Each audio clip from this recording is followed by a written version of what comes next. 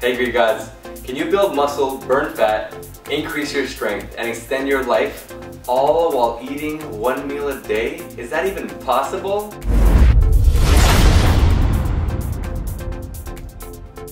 Today we're going to talk about intermittent fasting. For those of you who don't know what intermittent fasting is, it's about shortening the amount of time you're eating. So you fast for a certain amount of time and then you eat for a certain amount of time. And that amount of time can range between 4, 8, 12 hours depending on what your goals are. But there are tons of benefits to fasting. One, it lowers your cholesterol and blood pressure, it increases your metabolism, it increases the release of growth hormone in your body, it reduces the risk of cancer, extends your life, all sorts of benefits. And the funny thing is I've been doing it for the past 17 years. Every year during the month of Ramadan I fast from sunrise to sunset. And what happens to me? I lose 10 pounds. Alright, now for a lot of people that'd be like, great, sign me up, where do I sign up? I'll lose 10 pounds also.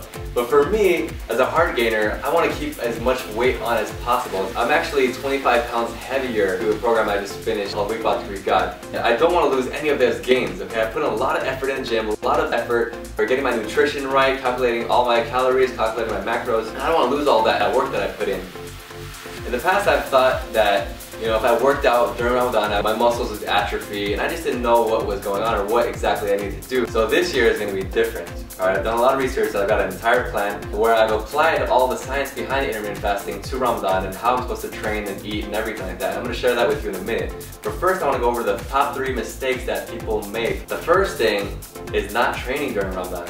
Okay, it kind of makes sense. If you don't have any food for energy, how are you going to train, right? But think about nature. Think about a lion in the jungle, okay? He doesn't have a big meal right before he goes hunting. He's hunting because he's hungry. And the same thing goes for our ancestors. They didn't always have a big meal. They didn't have refrigerators to store leftovers. They had to hunt because they were hungry. Alright, so our body adapted to be able to survive and work and push hard even though you didn't have any food in your system. The second mistake people always make is overindulging unhealthy foods, okay? I mean, you fast all day and you want to reward yourself. You're like, oh, I made it. I didn't eat anything today. So I'm going to eat a whole pizza. I'm going to eat some ice cream. I'm going to eat some cookies and cupcakes and desserts and whatever. And then you end up actually gaining fat.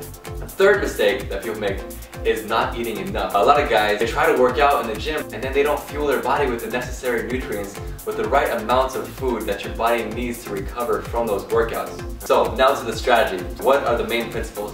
Well, for the nutrition principles, the first thing is I'm going to have a 2 to 3 hour eating window. Secondly, eating calorie-dense, nutrient-dense food. So a lot of whole, organic, raw foods. I'm going to be juicing a lot of vegetables because I can basically upload lots of nutrients right away and save space in my body to get those carbs and proteins that you can't really juice. Third, you want to spike your insulin right after your workout and right when you break your fast. Fourth, you want to add some supplements to maintain muscle mass, which are protein powder. I use ISO Pure Unflavored. It's stripped of lactose, doesn't have any additives, all natural. Take some BCAAs and some glutamine to help with that muscle recovery. And lastly, you want to drink around 1 gallon of water a day, if not more. And avoid coffee and green tea because these are diuretics and they'll make you dehydrated.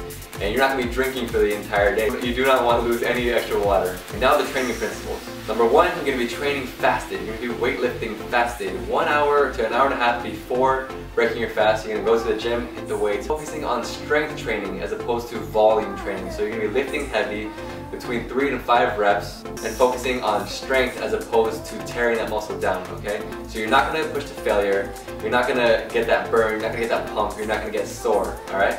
Focus only on building strength and hitting each rep 100% of the time. Fourth, you want to focus on compound movements. Squat, the bench press, the deadlift, and the Yates row.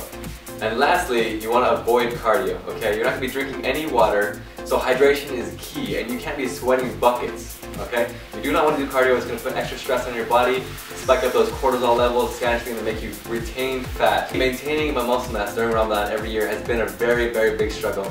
And luckily, I've been fortunate to come across a lot of experts and do a lot of research and figure out what the best things to do during Ramadan are. And I want to share those with you. If you want more details on exactly what I'm doing, how many calories I'm eating, what foods, what workouts, what reps I'm doing, check out the link to the blog article below. I've detailed everything out. And follow the journey. Subscribe to this video. You can follow me on Instagram. I'll be posting pictures of my food at JamelB. And if you want to know how I put on mass in the first place, check out the Week Bod Regard protocol. Alright, I'm really excited about this journey. It's going to be interesting and exciting to see the experiment unfold. I encourage you to follow along my journey and maybe participate as well. And lastly, ask yourself, what are you going to do today to create your legacy? Take care.